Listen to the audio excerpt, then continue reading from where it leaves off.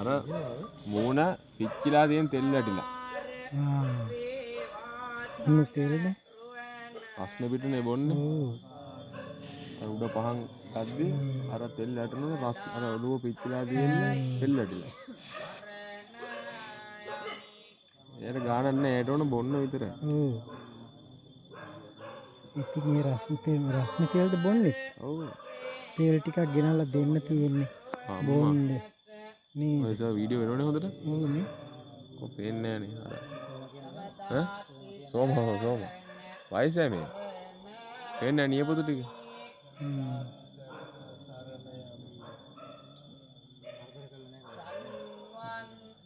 ඇවිල්ලා තියෙන දෙන්න තුන් දිනක පස්සේ එහෙමදී අපි යන්න හොඳ නැහැ. ඉතින් එයාගේ පාඩුව එයාට ඉන්නලා අපි ඉන්න ඕන. ඊළඟ දවසේ එනකොට නම් එයාට තෙල් බෝතල් දෙක තුනක් ගෙනල්ලා භාජනයක දාලා දෙන්න ඕනේ. උණු තෙල්ද බොන්නේ නිකන් තෙල්ද? උණු තෙල්ද බොන්නේ?